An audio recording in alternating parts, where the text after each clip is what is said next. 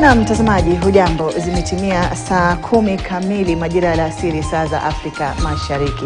Leo ikiwa ni siku ya tarehe 16 mwezi Novemba mwaka 2022. Karibu kwenye taarifa za Mbiu ya KTN kujuzi yaliyoibuka na kugonga vichwa vya habari. Jina langu ni Hadia Mwasiwa na kusiuandamane nami kuanzia sasa hadi tamati. Na moja kwa moja tukingwananga ni kwamba watu wawili wamethibitishwa kufariki baada ya jengo la orofa 7 lililokuwa linaendelea kujengwa kuporomoka katika eneo la Kasarani.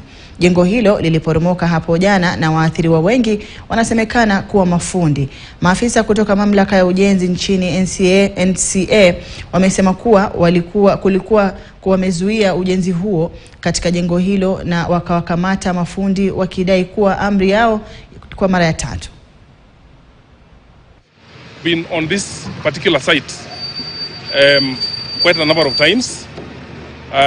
We have done arrests in 3 occasions.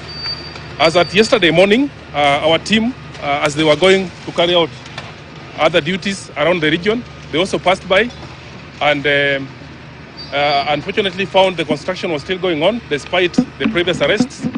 They ordered the construction workers that were on site to move out of site because evidently they were able to observe from a visual observation that there were certain defects, especially on the columns. They ordered everyone out. No sooner had they moved out to go and carry out other duties, unfortunately some workers went back to continue the construction, and a few hours later the building came tumbling down and the team was informed. They came back rushing and they found the building was already down. I want to urge developers. I want to urge all developers in this country that first we need to ensure that we follow the laws and procedures that are needed for construction. We need to safeguard the investments as a developer. We need to ensure that we guarantee safety of our citizens of Kenya, because we cannot continue doing construction in this manner. We cannot continue defying advice that we give from time to time. Let's follow the rules and we'll get everything right. Let's ensure that we have a qualified contractor working on site, licensed by National Construction Authority. Let's ensure that we have a structural engineer supervising the project from time to time at critical stage. Let's ensure that all professionals, including architects, quantity surveyors, everyone who is needed on board, including the skilled construction workers that are created by National Construction Authority, are working on the site. This is the only way we can safeguard our investment. This is the only way we can guarantee that the safety of the would-be users and as well as the passerby and the general public is guaranteed. That's what I want to share for now. As you're aware, the building was not compliant, and that's why we have carried out those actions of arrests. So far, we have cases in court, 2 cases that are ongoing, and we'll continue pressing charges, including now what has happened here, because one person's life has been lost and one life is too many. So we'll continue enhancing the charges so that at least action can be taken, and we hope justice will be meted on this particular development. So for now, I want to end it there. Maybe I want to invite my colleague, the Registrar of Engineers Board of Kenya, to... Na tukisalia kwenye taarifa hiyo, wakati huo waziri wa ardhi Zakari Njeru alizuru eneo ambalo jengo la ghorofa 7 liliporomoka katika eneo la Seasons Kasarani na kutoa onyo kwa wajenzi wote ambao hawajakuwa wakifuata sheria kabla ya kuanza ujenzi. Tayari watu 3 wamefariki huku wengine 8 wasijulikane waliko, huku ikijitokeza bayana kuwa mwanakandarasi aliyekuwa anajenga mjengo huo alikuwa amekatazwa kufanya hivyo mara 10 na maafisa wa kukagua mijengo.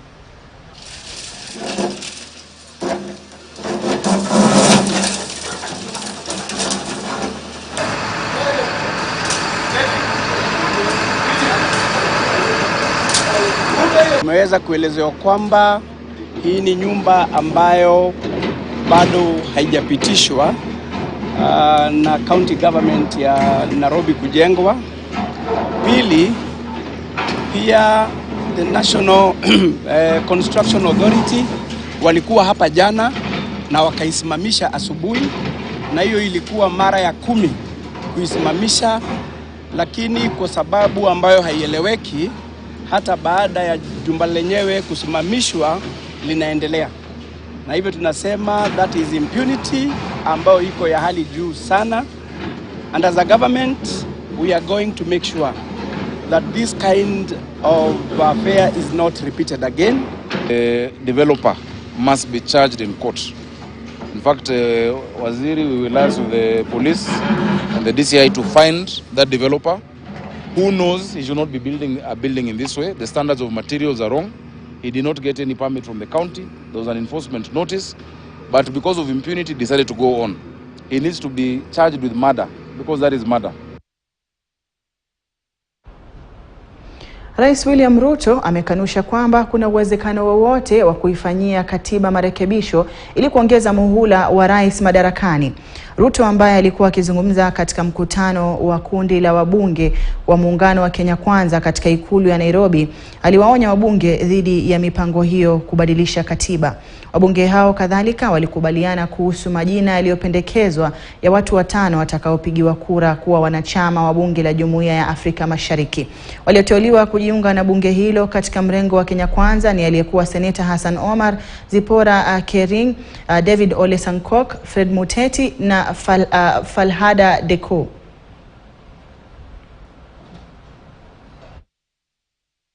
Na tukisonga mbele ni kwamba wahudumu wa bodaboda eneo la Mundika kaunti ya Busia wametaja hatua ya kupungua kwa bei ya mafuta ya petroli kwa shilingi 1 kama kejeli, wakisema kwamba mamlaka ya kudhibiti bei ya bidhaa za petroli EPRA imewachezea chere wa Kenya. Wakizungumza katika soko eneo hilo la Mundika, wahudumu hao wamesema bei hiyo mpya ya mafuta haitasuluhisha tatizo la gharama ya juu ya maisha ambalo limeendelea kuwa mzigo kwa mwananchi wa kawaida. Aidha, wamesema kwamba gharama ya juu ya maisha imechangia ongezeko la visa vya uhalifu katika maeneo mengi nchini.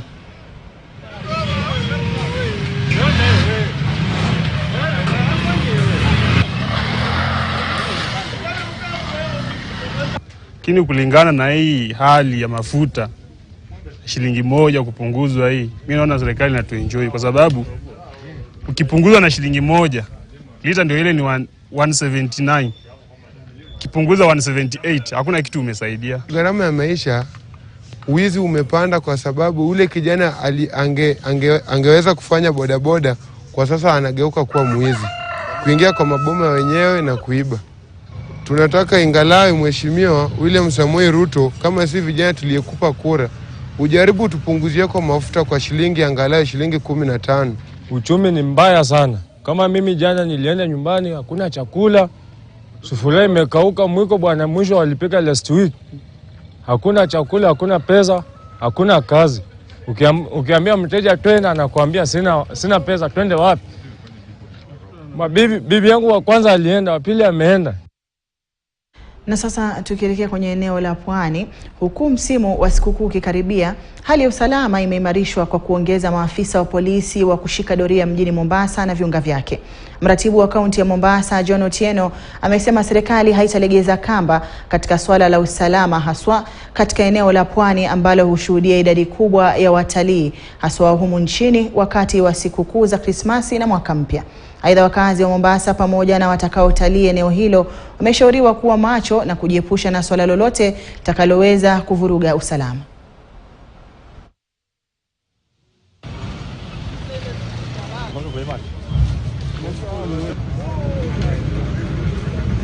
Amani Kenya. Amani Likoni. Amani Likoni. Amani Likoni.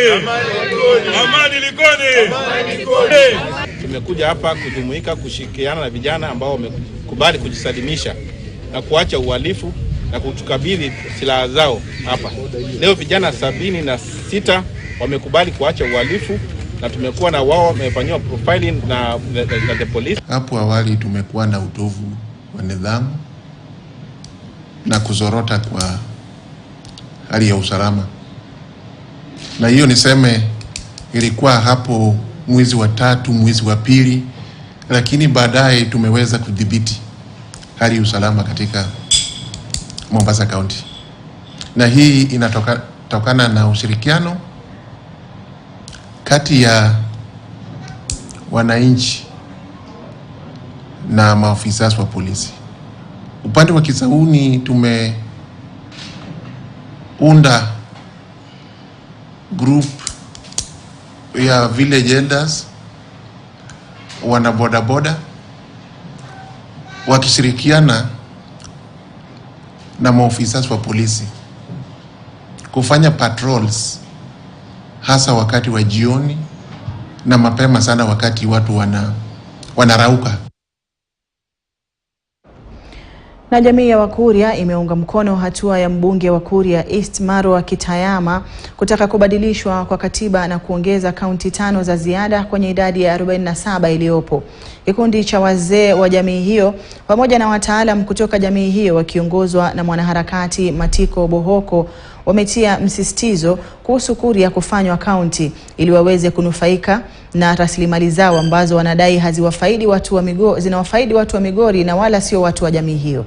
Aidha, wamelalamikia kutengwa kwenye uongozi na maendeleo ya kaunti ya Migori na sasa wanaiomba serikali kuingilia kati.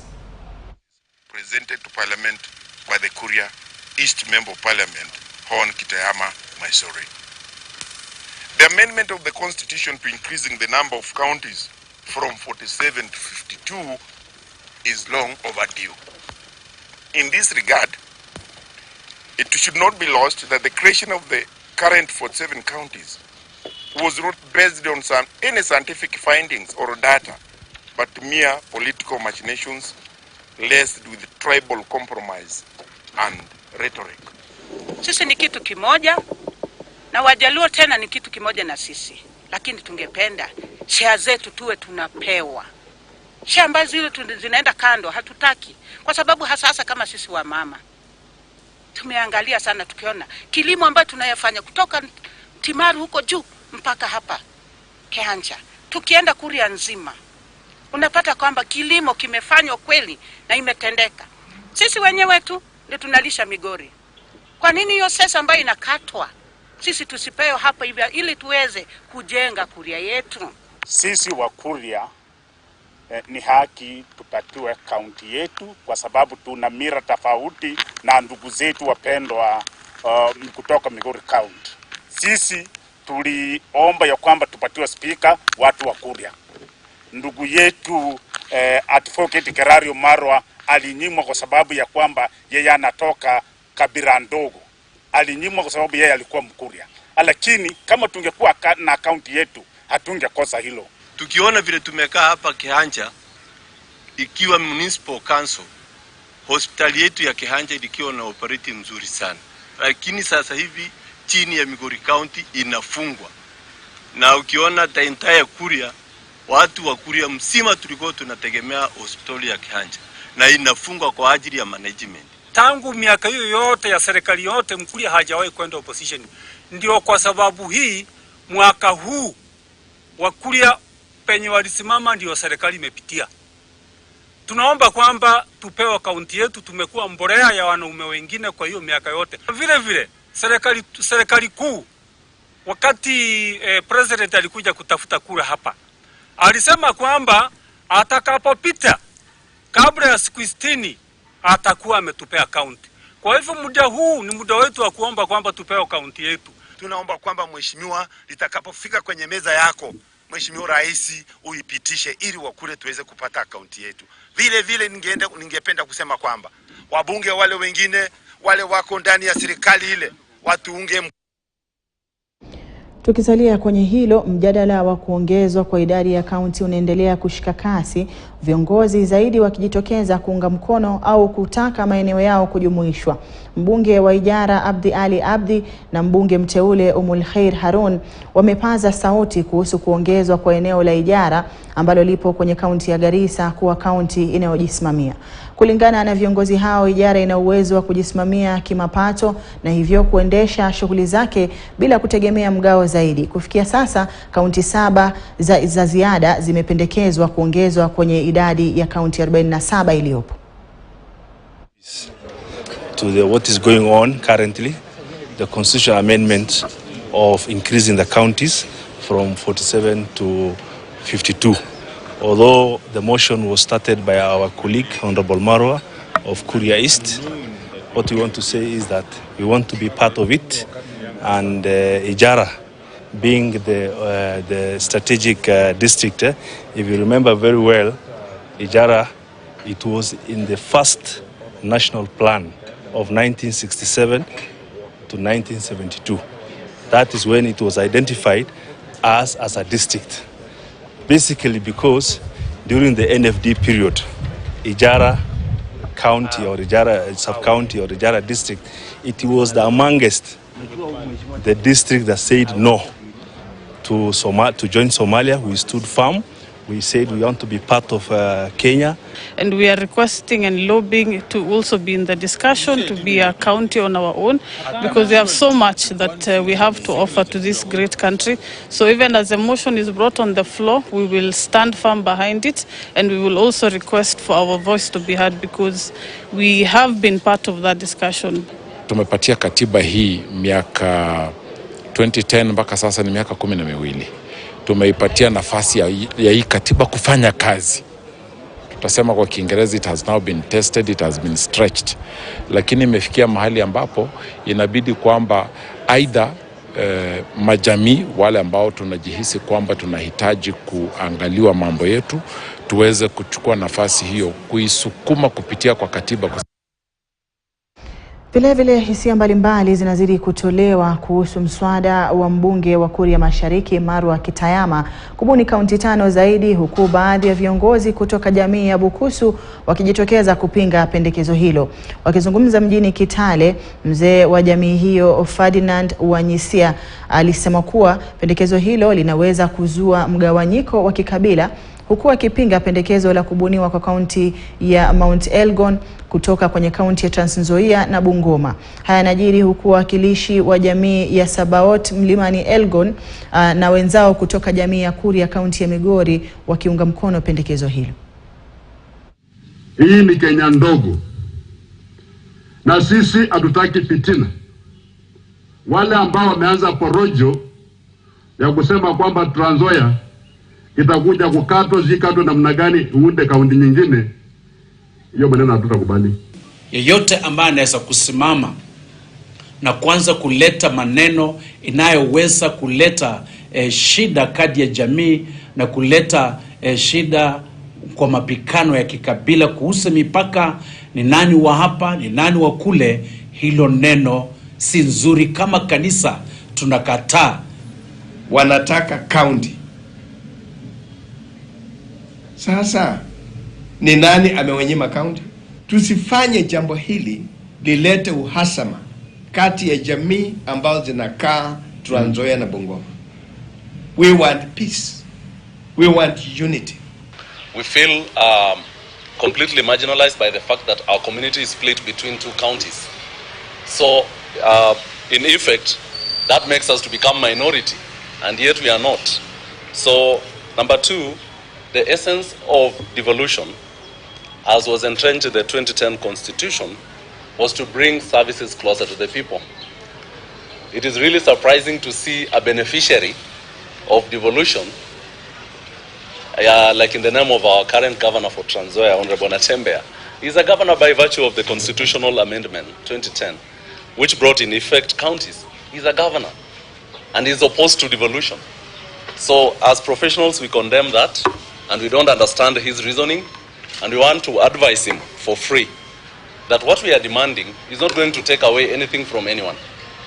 This is in line with the Constitution of Kenya, and the architects of the Constitution knew very well that there will come a time when it will be ripe for such constitutional amendments to take effect. Kupata county si ya kwamba wanasema watu wengine waondoke katika Trans Nzoia hii. Hawa ni wa Kenya, wakae pamoja nasi katika kaunti ambayo tutapata, wakae pamoja nasi.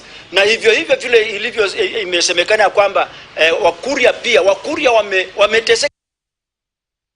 Kwingineko, kikundi kimoja kinachojihusisha na masuala ya ukulima kwenye kaunti ya Kilifi kimepigwa jeki baada ya kupata msaada wa shamba, mbegu na vifaa vya ukulima kutoka kwa shirika la Shining Hope for Communities. Wakizungumza baada ya kupokea vifaa hivyo kwenye hafla iliyohudhuriwa na naibu gavana wa kaunti ya Kilifi Flora Mbeta na afisa mkuu mtendaji wa shirika hilo Ken Odede, kikundi hicho cha wakulima kimeeleza umuhimu wa kuwepo kwa kilimo endelevu, hususan wakati huu ambapo hali ya kiangazi imeathiri sehemu nyingi nchini.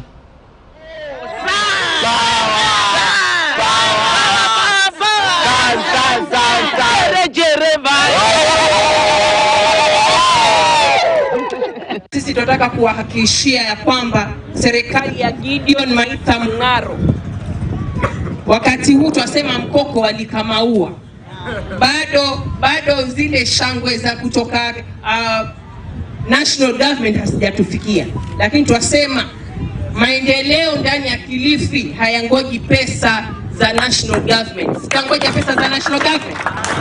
Lazima unaposhikwa shikamana, au sio? Sasa hivi kuna ukame, kuna shida ya maji, chakula hakuna. Na watu wa Kilifi pendi kuombaomba chakula, hata chakula kuombaomba. So wanataka wasaidiwe ili wafanye farming. Sasa Shofco leo watu 800,000 ili waanze kwa hiyo biashara kufanya farming kwa community yao, ili waweze kupanda mahindi, mchicha, watermelon, mabiringanya, ili waweze kufanya nini, na nyanya pia, ili waweze kujitegemea wenyewe. Wanataka kuomba, wanataka kujitegemea. Hapa kiwandani tulikuwa tunatamani mtu ambaye anaweza akatunga mkono, lakini Kennedy Odede akajitolea akatupatia huo mradi ambao una takribani ekari 12 na akatununulia vifaa vyote vya kunyunyizia maji, mbegu zote, mbolea zote akatupatia ili tuwe. Na chama cha kutetea maslahi ya walimu NAT kinapendekeza mabadiliko kwenye sheria ya elimu ya msingi na ile ya tume ya huduma kwa walimu TSC ili kuondoa mkanganyiko kwenye majukumu kati ya Wizara ya Elimu na tume ya TSC. Kwenye mawasiliano hayo kwa jopo kazi linaloendesha mageuzi ya elimu linaloongozwa na Profesa Rafael Munavu, maafisa wakuu wa NAT wakiongozwa na Katibu Mkuu Collins Oyu, aidha walipendekeza kwamba sekondari za ngazi ya chini iwe kwenye himaya ya shule za msingi na iwe kwa jina la intermediate.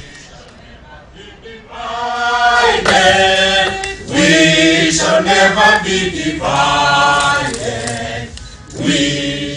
As a union, we are not interested in the duplication and the rift between the Ministry of Education and Teachers Service Commission.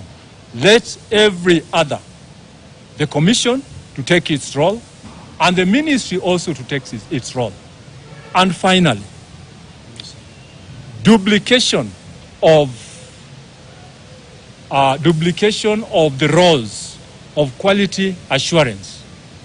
It is in the ministry, it is in Teacher Service Commission. We are saying that there should be an independent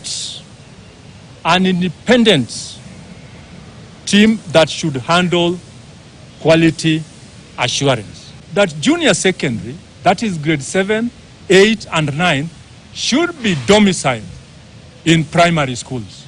And we shall refer to the junior secondary as intermediate, because questions are lingering about why do we have senior primary, senior that actually comes in after junior. So we are saying don't refer to this as junior secondary. Refer to grade 7, 8 and 9 as intermediate. That's the position. Na mtazamaji, kufikia hapo anakwenda kwenye pumziko fupi mno. Nitakuwa narejea na mengi zaidi ndani ya muda usiokuwa mrefu. Usibanduke ulipo.